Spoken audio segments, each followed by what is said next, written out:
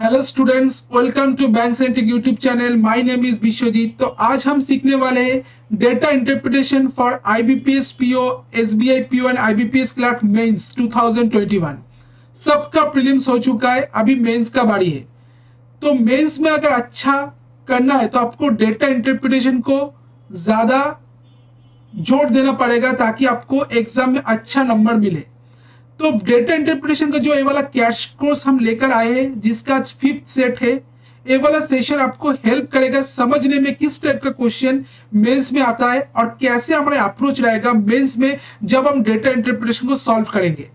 तो ये वाला सेशन सब बैंकिंग एस्पिरेंट जो मेंस देने जा रहे हैं और जो सोच रहे प्रीलिम्स देने का अगले साल और मेंस का भी प्रिपरेशन करेगा, सबके लिए ये वाला सेशन बहुत बेनिफिशियल होगा। ये वाला सीरीज जो का लेकर आए हैं, क्योंकि आपको पता चलेगा किस टाइप का क्वेश्चन आपको मेंस में आता है। ठीक है, तो प्रीलिम्स निकालने से आपको सिर्फ जॉब नहीं मिलेगा, तो आपको साथ साथ में मेंस का भी प्रिपरेशन करना बहुत जरूरी है। तो आपको मेंस का प्रिपरेशन अगर करना है तो मेंस का किस टाइप का क्वेश्चन आता है ये वाला भी जानना जरूरी है, और कैसे हमारा उसको कैसे सॉल्व करने का क्या अप्रोच रहेगा वो भी जानने का आपको बहुत जरूरी है। तो ये वाला जो सेशन, ये वाला जो सीरीज हम स्टार्ट किए, ये वाला सेशन आपको हेल्प करेगा समझने में बैंकिंग एग्जाम में मेंस में किस टाइप का क्वेश्चन आता है और कैसे हमारा अप्रोच रहेगा। तो सेशन को शुरू करते। तो सेशन शुरू करने से पहले और एक चीज बोलना चाहता हूं, जिसको भी ये वाला जो सेशन हम लेकर आए हैं, सीरीज लेकर आ रहे हैं, इसका अगर पीडीएफ चाहिए तो मेरा टेलीग्राम ग्रुप है, आप लोग जाकर ज्वाइन हो सकते हो। उधर से आपको क्वेश्चन का पीडीएफ मिल जाएगा, आप घर में बैठकर उसको प्रैक्टिस कर सकते हो। ठीक है, तो क्लास को शुरू करते। तो फर्स्ट जो क्वेश्चन दिया हुआ है इसमें क्या बोला गया पहले देख लेते।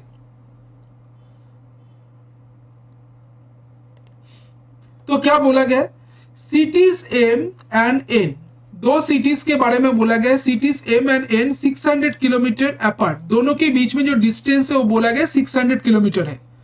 बस A start from city M towards N at 9 AM। Bus A ने स्टार्ट किया सिटी एम से सिटी एन की तरफ 9 AM में। टाइम याद रखना, टाइम बोला गया 9 AM में बस ए ने एम से एन की तरफ जा रहा है। and bus B start from city N towards M at the same time। Same time में बोला गया बस B ने सिटी N से सिटी M की तरफ जा रहा है। बस A travel the first 1/3 of the distance at a speed of 40 km per hour, second 1/3 of the distance at a speed of 60 km per hour, and last 1/3 at a 40 km per hour। तो क्या बोला गया, बस A ने first 1/3 distance को cover किया 40 kilometre per hour के speed से, सेकेंड 1/3 डिस्टेंस कवर किया 60 किलोमीटर पर आवर के स्पीड से, और लास्ट 1/3 डिस्टेंस कवर किया 40 किलोमीटर पर आवर के स्पीड से। बस B travel the first 1/3 of the total distance at a speed of 50 km per hour, second 1/3 at a 60 km per hour के speed से, last 1/3 at 30 km per hour के speed से। तो क्या बोला गया, बस बी ने फर्स्ट 1/3 डिस्टेंस को कवर किया है 50 किलोमीटर पर आवर के स्पीड से, सेकेंड 1/3 डिस्टेंस को कवर किया है 60 किलोमीटर पर आवर के स्पीड से, और लास्ट 1/3 डिस्टेंस कवर किया है 30 किलोमीटर पर आवर के स्पीड से। अब हम क्वेश्चन में मूव करते हैं। First, what is the question. तो क्वेश्चन में पूछा गया है व्हेन एंड वेयर, कब एंड कहां पर विल द टू बस क्रॉस ईच अदर, दोनों बस एक दूसरे को क्रॉस करेगा after starting from their respective station. जब दोनों स्टेशन से स्टार्ट कर रहे तब कितना, कहां पर एवं कहा एवं कब दोनों एक दूसरे को क्रॉस करेगा, ये हमको फाइंड आउट करना है। तो अगर हम देखते हैं, इधर बोला गया दोनों सिटीज के बारे में पहले तो बोला गया सिटीज एम और सिटीज एन, दोनों के बीच में जो डिस्टेंस है वो बोला गया 600 किलोमीटर है।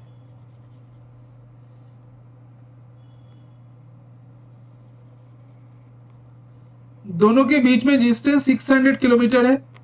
अब बोला क्या गया है, फर्स्ट बोला गया बस ए ने फर्स्ट 1/3 डिस्टेंस कवर किया है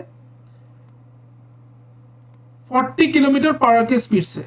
तो 1/3 ऑफ टोटल डिस्टेंस कितना होगा, दैट इज 200 किलोमीटर और डिस्टेंस कवर किया है 40 किलोमीटर पर आवर के स्पीड से। तो टाइम कितना लग रहा है बस ए को, तो बस ए को जो टाइम लग रहा है that is 200 by 200 by 40 that is 5 hour. तो बास ए को फर्स्ट 200 किलोमीटर डिस्टेंस कवर करने में कितना टाइम लग रहा है? 5 आवर। अब अगर देखते बास बी पहले टोटल डिस्टेंस का 1/3 डिस्टेंस कवर किया है 50 किलोमीटर पर आवर के स्पीड से, एट 50 किलोमीटर पर आवर के स्पीड से कवर किया है। तो इधर से हमको क्या मिलेगा? टाइम मिलेगा। तो टाइम क्या होगा? तो कितना टाइम लगेगा? That is 200 divided by 50 that is 4 hour. तो 4 आवर टाइम लगेगा। तो बास ए ने फर्स्ट 200 किलोमीटर डिस्टेंस कवर किया है 40 किलोमीटर पर आवर के स्पीड से। तो टाइम कितना लग रहा है बास ए को? That is 5 our. सेकेंड अगर देखते हैं बस बी ने फर्स्ट टोटल डिस्टेंस का 1/3 डिस्टेंस को कवर किया है 50 किलोमीटर पर आवर के स्पीड से। तो टाइम कितना लग रहा है बस बी को? That is 4 hour. मतलब बस ए 5 आवर में 200 किलोमीटर डिस्टेंस कवर कर रहा है और उस बस बी उसी डिस्टेंस 4 आवर में कवर कर रहा है। तो टाइम का डिफरेंस क्या आ रहा है? 1 आवर, क्योंकि बस ए ज्यादा टाइम ले रहा है 200 किलोमीटर डिस्टेंस कवर करने में। तो टाइम का डिफरेंस अगर 1 आवर है, टाइम डिफरेंस क्या है? टाइम डिफरेंस इधर 1 आवर। टाइम डिफरेंस अगर देखते हैं that is 5 minus 4 that is 1 hour. तो 1 घंटा में क्या है? 1 घंटा में बस बी जो बस ए से 1 घंटा पहले 200 किलोमीटर डिस्टेंस कवर कर लिया है, तो वो जो बचा हुआ 1 घंटा है उसमें वो कितना डिस्टेंस कवर करेगा? तो अगर देखते हैं इसके बाद बस बी का अगर देखते हैं next 1/3 of total distance cover किया है बस बी ने 60 किलोमीटर पर आवर के स्पीड से। तो इसका मतलब एक्स अभी बस बी का स्पीड कितना हो गया? 50 किलोमीटर पर आवर के स्पीड से बढ़कर 60 किलोमीटर पर आवर हो गया। तो टाइम अभी जो डिस्टेंस 1 घंटा नेक्स्ट जो 1 आवर है, ये वाला 1 आवर में बस बी कितना डिस्टेंस कवर किया है? तो distance travel by bus B, distance travel by bus B ने जो डिस्टेंस ट्रेवल किया है इन 1 आवर दैट इज क्या होगा? 60 इंटू 1 दैट इज 60 किलोमीटर। ठीक है, तो 60 किलोमीटर डिस्टेंस कवर किया है बस बी ने नेक्स्ट 1 आवर में। अब अगर देखना है तो टोटल डिस्टेंस दोनों कितना डिस्टेंस कवर किया है? तो अगर देखते बस ए एम से एन की तरफ जा रहा है, बस एन बी एन से एम की तरफ जा रहा है। तो बस ए ने 200 किलोमीटर का डिस्टेंस कवर कर लिया है पहले 5 आवर्स में, और पहले 5 आवर्स में बस बी ने इधर 4 आवर में 200 किलोमीटर और नेक्स्ट 1 आवर में और 60 किलोमीटर डिस्टेंस कवर कर लिया है। तो टोटल डिस्टेंस कितना कवर किया बस बी ने? 260 किलोमीटर। तो रिमेनिंग डिस्टेंस कितना बचा है? रिमेनिंग डिस्टेंस क्या होगा? That is 600। टोटल की डिस्टेंस है 600 माइनस 200 बस ए ने कवर किया, बस बी ने 200 और इधर 60 किलोमीटर दैट इज अभी कितना आ रहा है? 140 किलोमीटर। तो 140 किलोमीटर बस अभी डिस्टेंस रिमेनिंग है, इसको कवर करने में दोनों को कितना टाइम लगेगा? अगर देखते दोनों का भी अभी बस ए का भी स्पीड अभी कितना हो गया? 40 से 60 किलोमीटर पर आवर हो गया, बस बी का भी स्पीड 60 किलोमीटर पर आवर हो गया। तो रिलेटिव स्पीड क्या होगा? जब दोनों एक दूसरे की तरफ मूव कर रहा है तो रिलेटिव स्पीड क्या होता है? सम ऑफ देयर इंडिविजुअल स्पीड। तो रिलेटिव स्पीड जो होगा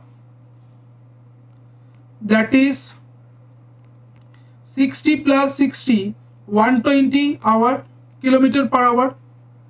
तो टाइम कितना लगेगा? टाइम जो लगेगा 1 दैट इज 140 बाई 120, 0 से 0 काटेंगे, 2 7 से 14, 2 6 से 12, 7/6। ठीक है, 7/6 आ रहा है। अगर 7/6 टाइम लग रहा है, 7/6 आवर, तो इसका मतलब 7/6 आवर लग रहा है। तो 7/6 आवर अगर लग रहा है डिस्टेंस को कवर करने में, तो 7/6 आवर में बस ए ने कितना डिस्टेंस कवर किया है? अगर हम देखते हैं बस ए ने कितना डिस्टेंस कवर किया है, तो बस ए ने पहले 5 आवर्स में कवर किया है 200 किलोमीटर। नेक्स्ट 7/6 आवर में कितना डिस्टेंस कवर किया होगा? तो डिस्टेंस कवर्ड बाय बस ए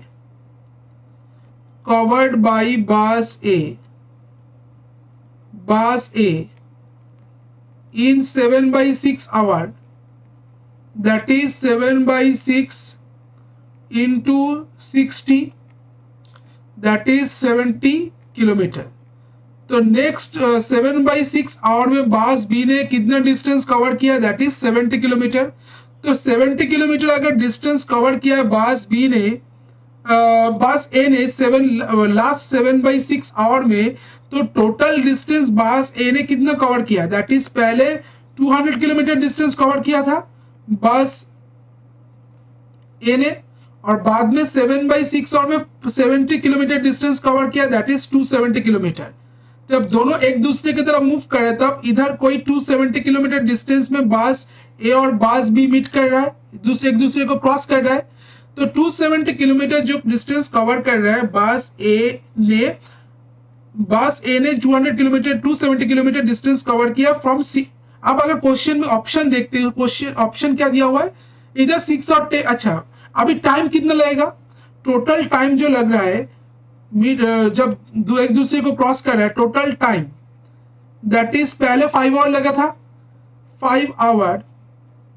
अभी 7/6, इसको अगर हम मिनट में कन्वर्ट करते हैं 7/6 को, तो 7/6 into 60 that is 70 hour, 70 minute. 70 minute मतलब क्या है, दैट इज 70 मिनट मतलब 1 आवर 10 मिनट। तो 1 आवर 10 मिनट, तो इधर पहले 5 आवर, पहले टोटल टाइम लग रहा 5 hour plus 1 hour 10 minute, that is 6 hour 10 minute. तो टाइम कितना लग रहा है, 6 hour 10 minute.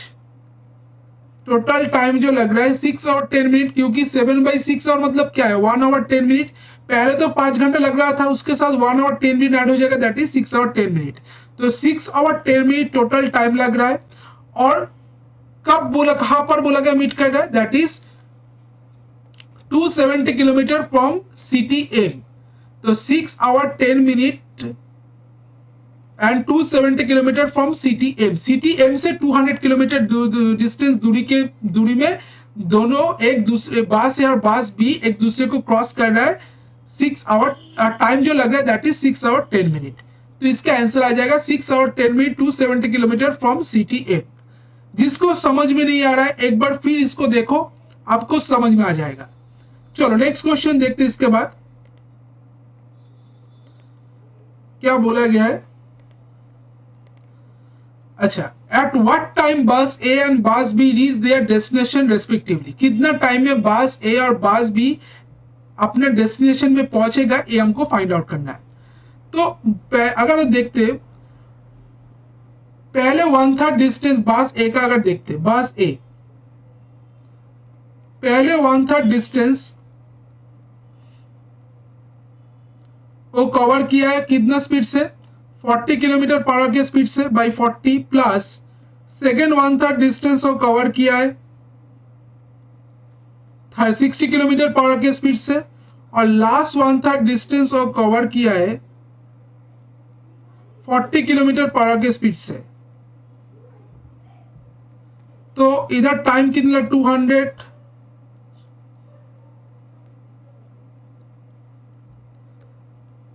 5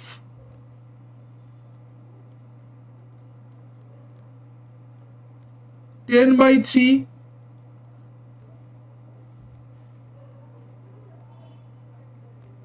plus 5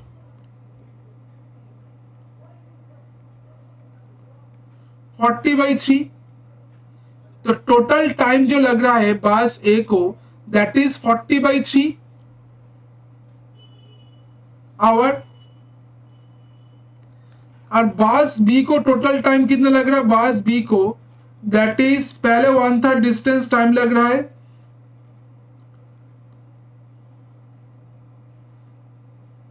50 kilometre per hour के स्पीड से कवर कर रहा है, सेकेंड 1/3 डिस्टेंस कवर कर रहा है बस बी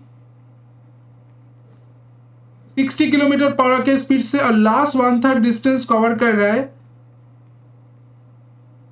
बस बी ने that is 30 kilometre per hour के स्पीड से।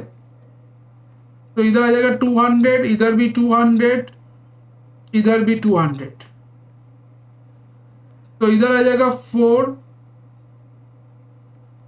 इधर 0 से 0 काटेंगे, 2 3 से 6, 2 10 से 20, दैट इज 10/3, और इधर 20/3, तो इधर क्या आ जाएगा 12 प्लस 10 प्लस 20/3, दैट इज 42/3। तो इधर आ जाएगा 42/3, मतलब दैट इज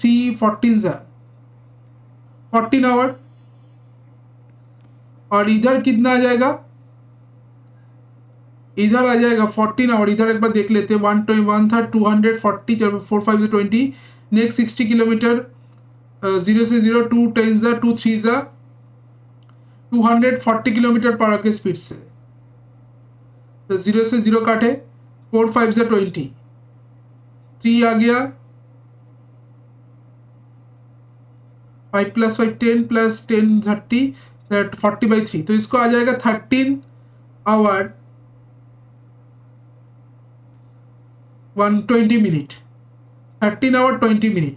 तो बस ए को पूरा डिस्टेंस कवर करने में टाइम लग रहा है 13 आवर 20 मिनट, और बस बी को पूरा डिस्टेंस कवर करने में टाइम लग रहा है 14 आवर्स। अब दोनों बोला गया था 9 AM में स्टार्ट कर रहा है, दोनों 9 AM में स्टार्ट कर रहे हैं, तो बस ए कितना टाइम में पहुंचेगा, that is 9 AM plus 13 hour 20 minute.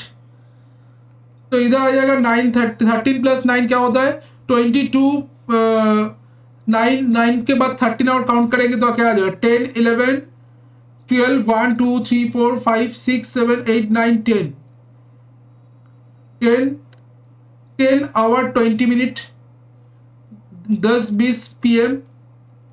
और बस बी जो टाइम लगेगा डिस्टेंस कवर करने में, that is 9 AM plus 14 hour, that is 9 10 10 11 12 1 2 3 4 5 10 11 12 1 2 3 4 5 6 7 8 9 10 11 PM।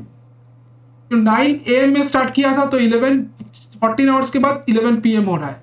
तो बस ए कितना टाइम में अपना डेस्टिनेशन में पहुंचेगा 10:20 PM में, और बस बी अपना 11 PM में अपना डेस्टिनेशन में पहुंचेगा। तो इसका आंसर आ जाएगा ऑप्शन नंबर 4। तो ऑप्शन नंबर 4 इसका करेक्ट आंसर होगा। नेक्स्ट क्वेश्चन देखते हैं। इसके बाद क्या बोला गया, if bus A and bus B will be completing their return journey at constant speed of 40 km/h and 60 km/h on the next day, they will then how far from the previous day's meeting point they will meet।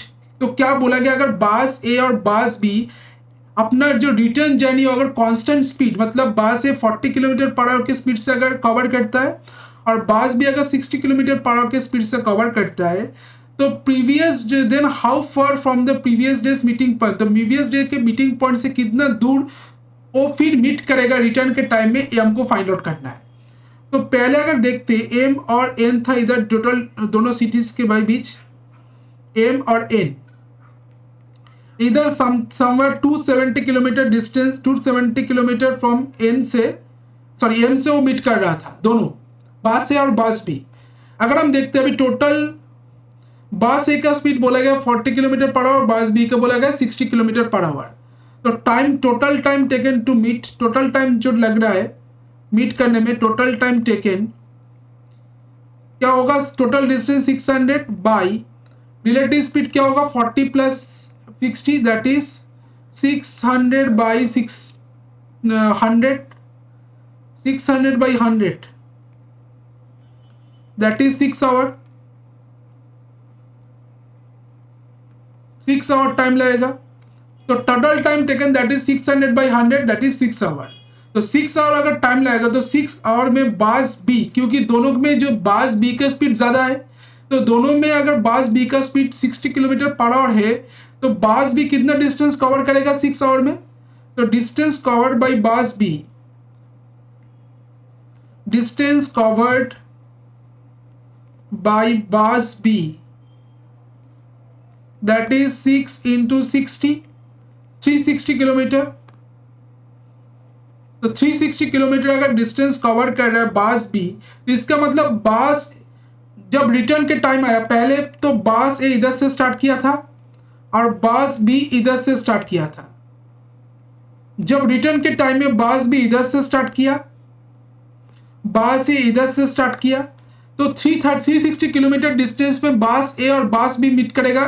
तो 360 kilometre कहां से? M से, क्योंकि return के time में बास B M से N की तरफ जा रहा है और बास ए एन से एम की तरफ जा रहा है। क्योंकि पहले वाला केस में क्या हुआ था, बस ए एम से एन की तरफ जा रहा था, सिटी एम से एन की तरफ, और बास बी सिटी एन से सिटी एम की तरफ जा रहा था। बट रिटर्न के टाइम में बास बी ने सिटी एम से एन की तरफ जा रहा है। तो इसका मतलब 360 किलोमीटर डिस्टेंस में दोनों इधर कोई एक जगह 360 किलोमीटर डिस्टेंस में बास ए और बास बी मीट करेगा। अब दोनों पॉइंट के बीच में डिस्टेंस क्या है, डिफरेंस क्या बोला, how far from the previous day's meeting point they will meet, that is 360 minus 270, तो इधर आ जाएगा 90 किलोमीटर। तो 90 किलोमीटर दोनों के बीच में, जो दोनों मीटिंग पॉइंट के बीच में डिस्टेंस है, that is 90 kilometre. Option number 2 इसका आंसर है। तो ऑप्शन नंबर 2 ए वाला क्वेश्चन का करेक्ट आंसर। नेक्स्ट क्वेश्चन देखते, अभी आ गया प्रॉफिट एंड लॉस से एक डीआई। क्या बोला गया इसमें देखते, given below is a table which shows the percentage of profit obtain on 5 different products sold by a shopkeeper in 5 different month. तो इधर तो टेबल दिया हुआ है, वो क्या शो कर रहा है, परसेंटेज ऑफ प्रॉफिट शो कर रहा है on 5 different product. 5 different product बोला गया A B C D E, sold by a shopkeeper, जो शॉपकीपर बेच रहा है in 5 different month, 5 different month में जनवरी फरवरी मार्च अप्रैल मई। इसके बाद जो दिया हुआ है, some values are missing from the table, you have to calculate this value if required, assume that the cost price of the different product can be different. बोला गया डिफरेंट प्रोडक्ट का कॉस्ट प्राइस डिफरेंट है and the cost price of the same product is different month can also be different as well. और same product का जो cost price है different month में वो भी डिफरेंट होगा। अब बोला गया mark price equals to selling price plus discount और मार्क प्राइस। तो मार्क प्राइस क्या होता है हम सब जानते हैं, सेलिंग प्राइस प्लस डिस्काउंट और मार्क प्राइस होता है, और and selling price equals to cost price plus profit. अब हम क्वेश्चन में मूव करते, तो फर्स्ट जो क्वेश्चन दिया हुआ है उसमें क्या बोला गया, if ratio of cost price of product D and E is in January is 5:6। तो जनवरी में प्रोडक्ट डी और प्रोडक्ट ई का कॉस्ट प्राइस का रेशियो बोला गया 5:6 and sum of profit D and E in January is 150% of profit of E in January. और क्या बोला गया, डी और ई का जो टोटल प्रॉफिट है, तो सम ऑफ द प्रॉफिट है, वो बोला गया 150% है जो ई का जो प्रॉफिट है जनवरी में उसका। Then what is the percentage of profit of E, तो ई का प्रॉफिट क्या होगा ये हमको फाइंड आउट करना है। और एक चीज बोला गया, if the profit of E is calculated on selling price, E का जो प्रॉफिट परसेंटेज है वो सेलिंग प्राइस के ऊपर कैलकुलेट होगा, ये बोला गया है। तो कैसे करेंगे तो देखते, तो इधर हम देखते, पहले तो बोला गया डी और ई दोनों प्रोडक्ट के बारे में बोला गया है, दोनों का अगर हम कॉस्ट प्राइस मान लेते, इसको मान लेते हैं 500x, इसको हम मान लेते हैं 600x, क्योंकि रेशियो बोला गया 5:6। अब बोला गया है एक डी का अगर देखते 25% प्रॉफिट हो रहा है जनवरी में, तो प्रॉफिट अगर जनवरी में अगर 25% हो रहा है डी का, बट ई का प्रॉफिट इधर नहीं दिया हुआ, मिसिंग है, तो इसको हम मान लेते हैं y%। तो इसका प्रॉफिट अमाउंट क्या आ जाएगा, बी का डी का प्रॉफिट अमाउंट हो जाएगा 500 का 25 दैट इज 125x, और इसका हो जाएगा 606xy। इसका सम क्या होगा, दैट इज टोटल जो y का ई का प्रॉफिट है उसका 150% होगा, मतलब 6xy उसका 150/100, 5 3 15, 5 2 10, 2 3 6, 9xy, तो 125x इक्वल्स टू क्या आ रहा है, 3 3 9xy माइनस 6xy। तो 125x का वैल्यू क्या आ रहा है, दैट इज 3xy, x काट देंगे तो y का वैल्यू आ रहा है 125/3, y का वैल्यू आ रहा है 125/3। तो y का वैल्यू अगर 125/3 है, तो इसका मतलब क्या होगा, इधर से हमको प्रॉफिट प्रॉफिट अमाउंट मिल जाएगा, तो प्रॉफिट क्या होगा, तो प्रॉफिट होगा इधर प्रॉफिट इधर होगा 600x इंटू 125/300, क्योंकि ये वाला परसेंटेज वाई परसेंटेज था, तो 125/3%, 300 दैट इज 0 से 0 काटेंगे, 3 2 से 6, 125 into 2 that is 250x। Profit इतना आ रहा है। अब हमको पूछा गया परसेंटेज ऑफ प्रॉफिट ऑन ई, बोला गया if the profit is calculated on selling price. तो सेलिंग प्राइस का वैल्यू क्या है? सेलिंग प्राइस मतलब क्या होता है? कॉस्ट प्राइस प्लस प्रॉफिट होता है। कॉस्ट प्राइस कितना था शॉप प्रोडक्ट ई का? 600x, और प्रॉफिट कितना आ गया? 200x, that is 800x। तो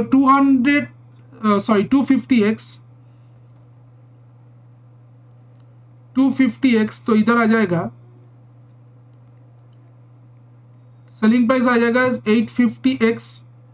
तो प्रॉफिट परसेंटेज कितना आ रहा है on selling price? That is 250x by 850x into 100, x cut जाएगा, 0 से 0 कट जाएगा, 5 5 से 25, 5 17 से 85, 500/17%। तो 500/17% इसका आंसर आएगा। तो परसेंटेज ऑफ प्रॉफिट कितना आ रहा है? 500/17%, जो कि ऑप्शन नंबर 2 में है। तो ऑप्शन नंबर 2 500/17% ए वाला क्वेश्चन का करेक्ट आंसर है। ठीक है, जो ऑप्शन नंबर 2 इसका करेक्ट आंसर। नेक्स्ट क्वेश्चन देखते हैं इसमें क्या बोला गया है। Average of profit obtain on product B C D and E is in January is equal to average of profit obtain on product A B C and E in फरवरी।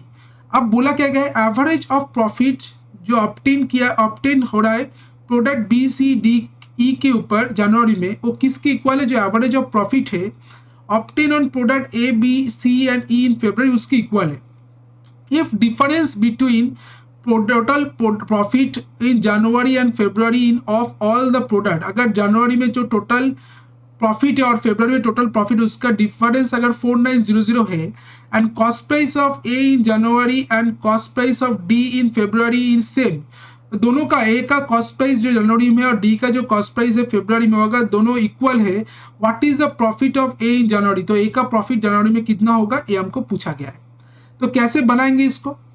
तो पहले अगर देखते, अगर हम मान लेते लेट ए का जनवरी में जो प्रॉफिट है, जनवरी में जो प्रॉफिट है ए का, दैट इज P1, बी का प्रॉफिट है P2, सी का प्रॉफिट है P3, डी का प्रॉफिट है P4 और ई का प्रॉफिट है P5। और फरवरी में अगर देखते, ए का प्रॉफिट है, फरवरी में अगर देखते ए का प्रॉफिट है Q1, बी का प्रॉफिट है Q2, सी का प्रॉफिट है प्रॉफिट है Q3, डी का प्रॉफिट है Q4 और पी का प्रॉफिट है Q5। अब बोला क्या गया है? अब जो इधर इंफॉर्मेशन दिया हुआ है उसमें बोला गया है average of obtain profit B C D E in January. तो average of profit B C D E मतलब P2 plus P3 plus P4 plus P5, इसका जो एवरेज प्रॉफिट है ये किसके इक्वल है बोला गया है? जो एवरेज प्रॉफिट है ए बी सी ई का फरवरी में, उसके इक्वल है। तो ए बी सी ई का प्रॉफिट कितना है फरवरी में? That is Q1, Q2, Q3, Q5, इसके इक्वल है बोला गया है फरवरी। If difference between the total profit in January and February on all the product is 4900, दोनों का जो टोटल प्रॉफिट का डिफरेंस है वो बोला गया है 4900 है। तो इसका मतलब टोटल प्रॉफिट कितना आ जाएगा जनवरी में? That is P1 plus P2 plus P3 plus P4 plus P5 is minus Q1 minus Q plus Q2 plus Q3 plus Q4 plus Q5, इसका जो डिफरेंस है दैट इज 4900। अब बोला गया P2 plus P3 plus P4 plus P5 मतलब क्या है? Q1 plus Q2 plus Q3 plus Q5 है। तो इसका मतलब ए वाला चीज इधर से ए वाला और इधर से ए वाला चीज हट जाएगा, तो बचा रहेगा क्या, P1 माइनस Q4, इसका डिफरेंस क्या रहा 4900। ठीक है, अब बोला क्या गया है, ए का जो कॉस्ट प्राइस है जनवरी में और डी का जो फरवरी में जो कॉस्ट प्राइस है वो सेम है। तो हम मान लेते ए का जो सीपी है जनवरी में वो है एक्स 100 एक्स मान लेते, अच्छा 100 मान लेते 100x, और डी का जो सीपी है फरवरी में वो भी क्या होगा 100x होगा, क्योंकि सेम बोला गया है। Then what is the profit of A, तो इसका मतलब पी अगर दोनों का 100x है, अच्छा 100x अगर है तो ए का प्रॉफिट परसेंटेज कितना 15%, तो इसका मतलब P1 का वैल्यू क्या होगा, दैट इज 100x का 15%, दैट इज 15x। और Q4 जो डी का प्रॉफिट है फरवरी में वो कितना है 8%, दैट इज 100x का 8% का वैल्यू क्या होगा, दैट इज 8x। तो 15x माइनस 8x का वैल्यू क्या है, दैट इज 4900, क्योंकि P1 प्लस माइनस Q4 का डिफरेंस क्या आएगा 4900, तो 7x का वैल्यू आ गया 4900, x का वैल्यू क्या होगा 700। हमको पूछा गया है प्रॉफिट ए का प्रॉफिट जनवरी में कितना होगा, तो ए का प्रॉफिट जनवरी में होगा दैट इज P1 मतलब 15x, तो 700 इंटू 15, तो P1 का वैल्यू होगा 700 इंटू 15, दैट इज 10500। तो इसका आंसर आ जाएगा option number 5।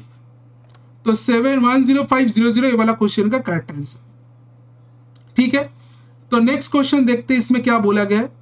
Cost price of A in January is equal to cost price of B in May. A का जो कॉस्ट प्राइस है जनवरी में वो किसके इक्वल है, बी का जो कॉस्ट प्राइस है मई में उसके इक्वल है। And percentage of discount on mark price of A in January and B in May are 2n% and 225 plus n% respectively. और बोला गया है जो परसेंटेज ऑफ डिस्काउंट है मार्क प्राइस के ऊपर, ए का मार्क प्राइस के ऊपर जनवरी में और बी का मार्क प्राइस के ऊपर फरवरी में, that is 2n% and 225 plus n% respectively. If ratio of mark price of A in January and February mark price of B in May 23:23, तो A का जो मार्क प्राइस है जनवरी में और B का जो मार्क प्राइस है मई में उसका रेशियो बोला गया 23:26, तो N का वैल्यू क्या होगा ये हमको फाइंड आउट करना है। तो A का बोला गया जनवरी में जो कॉस्ट प्राइस है और B का जो मई के कॉस्ट प्राइस है उसकी इक्वल है। तो पहले अगर देखते CP ऑफ A जनवरी में जो ए का cost price equals to CP of B in May में जो बी का कॉस्ट प्राइस है वो किसको हम क्या मान लेते हैं 100x। ठीक है, तो 100x अगर मान लिए तो इसका तो अगर देखते ए का सीपी कितना आ गया 100x, प्रॉफिट परसेंटेज कितना है दैट इज 15%, तो प्रॉफिट कितना आ जाएगा दैट इज 15x, 100x का 15% क्या होगा 15x, तो सेलिंग प्राइस क्या होगा that is CP plus P that is 115x। अगर B का देखते ये वाला ए का जनवरी, B का मई का जो कॉस्ट प्राइस है B का that is 100x, profit percentage कितना है B का फरवरी मई में B का जो प्रॉफिट परसेंटेज 30%, प्रॉफिट अमाउंट कितना आ जाएगा 100x का 30% करेंगे दैट इज 30x, तो सेलिंग प्राइस क्या होगा that is cost price plus profit 100x plus 30x that is 130x। अब बोला गया है डिस्काउंट कितना दे रहा है 2n%, बी ए के केस में, बी के केस में 25 प्लस n%, तो इसका मतलब मार्क प्राइस क्या होता है, मार्क प्राइस इसका जो होगा that is 115x into 100 by 100 minus 2n%,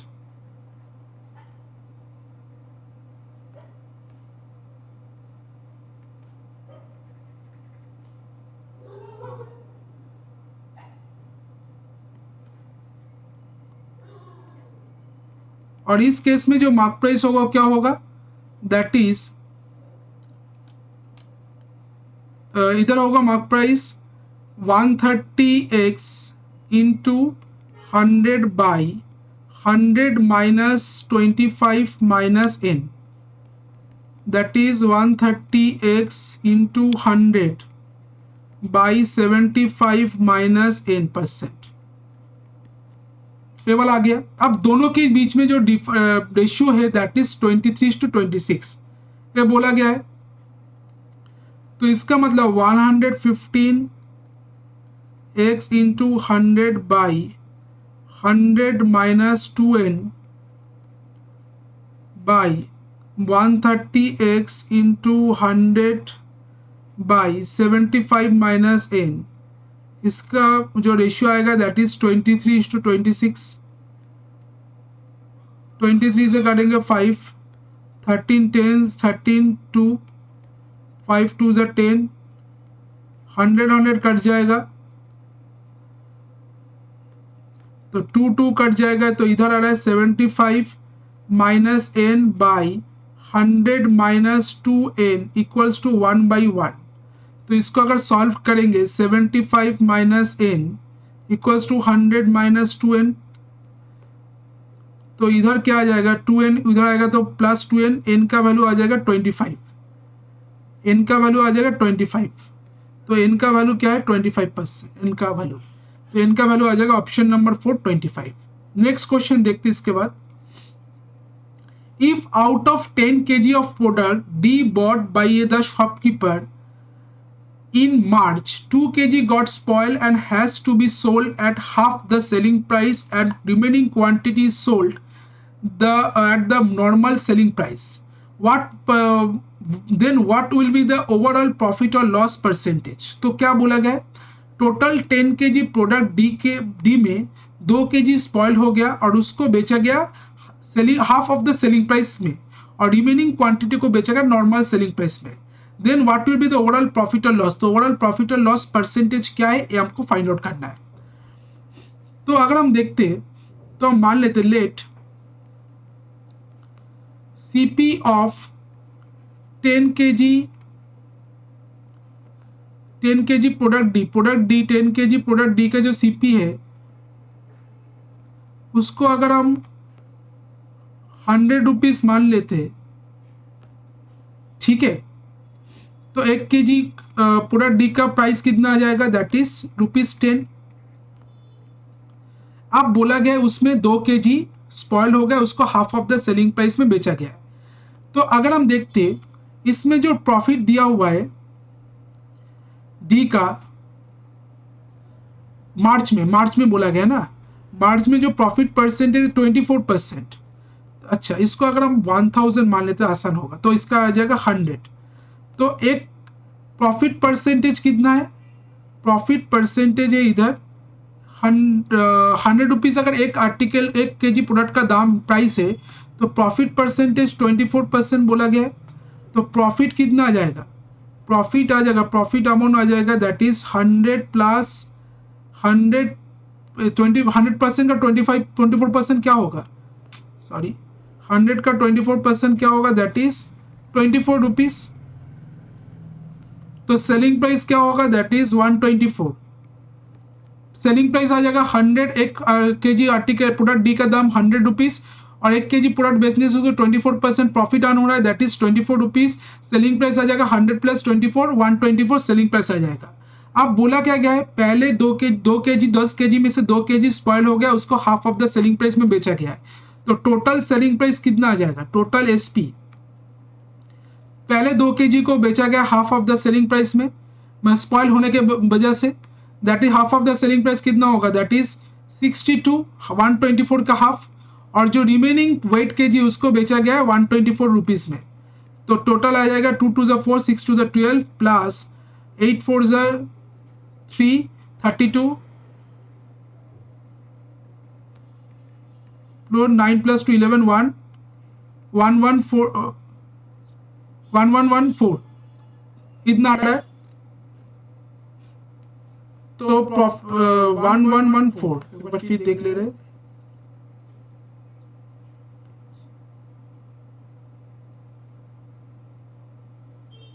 March product D 24,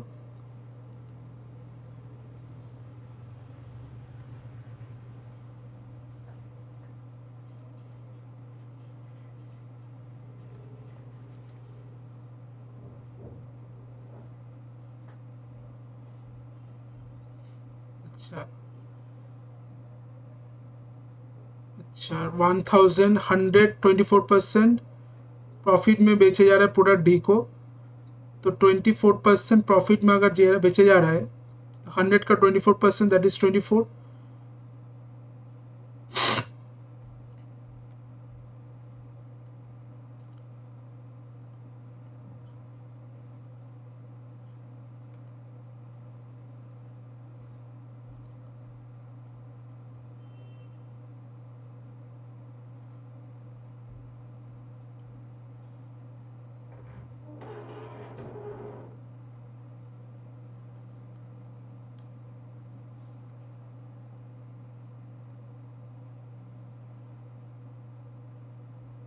11.4111। अच्छा, तो प्रॉफिट कितना हो रहा है? प्रॉफिट हो रहा है, ओवरऑल प्रॉफिट कितना हो रहा है? That is 1114 minus 1000। Total cost price कितना था? 1000। तो इधर आ जाएगा 114 प्रॉफिट हो रहा है। तो 114 प्रॉफिट परसेंटेज कितना होगा? प्रॉफिट परसेंटेज होगा इधर 114 बाई 1000 इंटू 100। 0 से 0 कटेगा, दैट इज 11.4%। तो इसका आंसर आ जाएगा 11.4। तो ये वाला 11.6 नहीं होगा, 4 लग रहा है वाला, 11.4 होना चाहिए। तो इधर आ जाएगा 11.4%, इधर आ जाएगा 11.4%।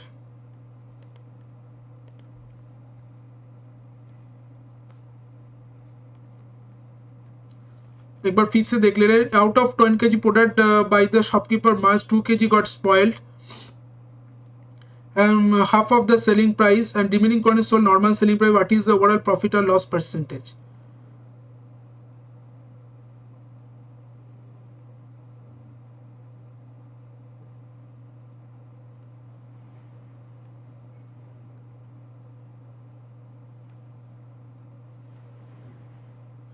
तो इसका आंसर आएगा 11.4%। नेक्स्ट क्वेश्चन देखते हैं।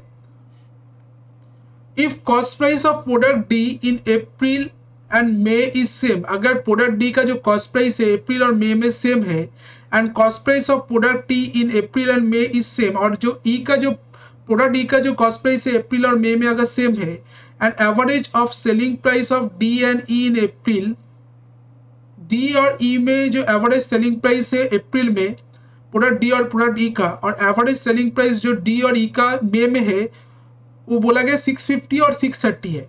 Then find the cost price of E in May. तो ई का जो कॉस्ट प्राइस है मई में वो क्या होगा, ये हमको फाइंड आउट करना है। तो कैसे बनाएंगे तो देखते। तो डी और ई, प्रोडक्ट डी और प्रोडक्ट ई के बारे में बोला गया है। तो अप्रैल, इधर आ गया मई।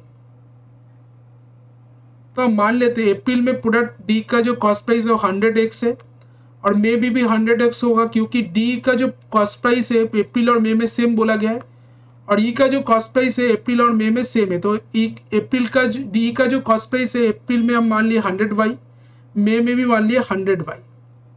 अब बोला क्या गया है, जो an average selling price of D and E in April and average of selling price of D and E in May are 650।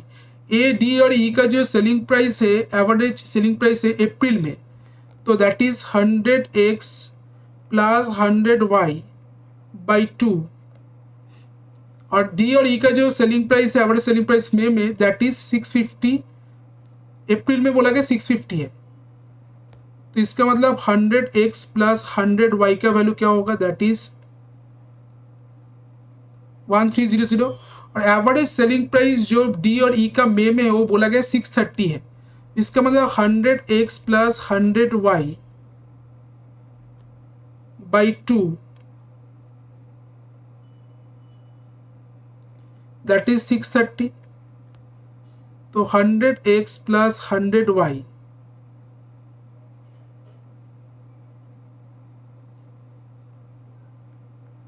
that is 0, 3 to the 6, 6 to the 12, same, and product E April and May same, ठीक है. Then average selling price of D and E in April and average selling price of D and E in May 650 and 630 respectively. Cost price of product, अच्छा average selling price बोला गया ना, sorry, तो इसको मिटा देना पड़ेगा. ये तो गया कॉस्ट प्राइस. अब तो हमको सेलिंग प्राइस फाइंड आउट करना है.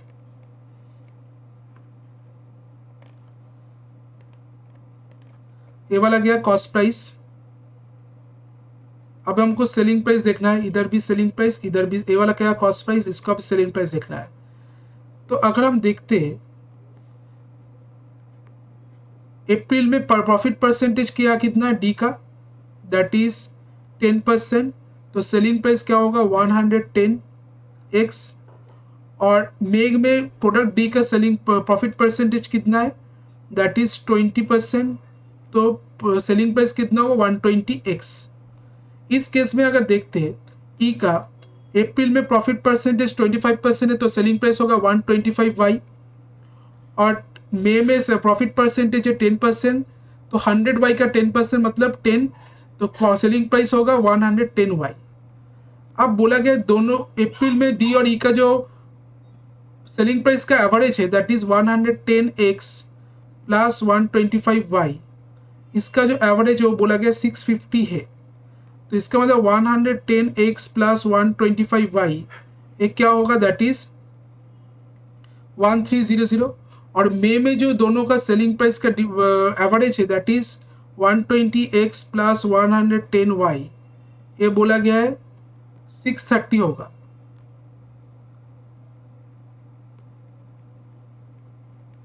That is 1260.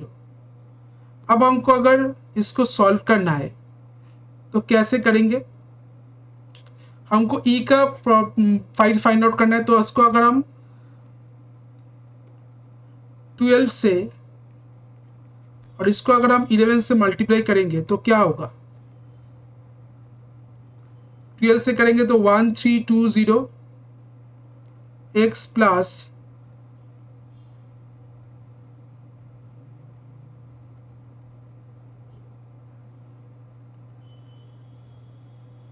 1500y 600. 1320x plus इधर आ रहा है 1210y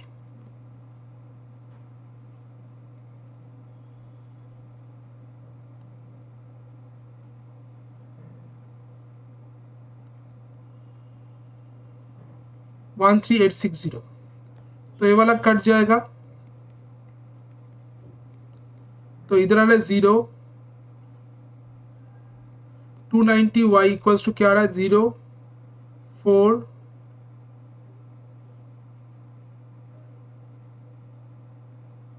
1740. तो 0 0 कट जाएगा.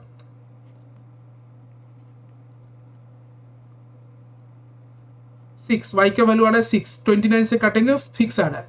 तो y का वैल्यू अगर 6 है तो पूछा गया है find the cost price of E in may.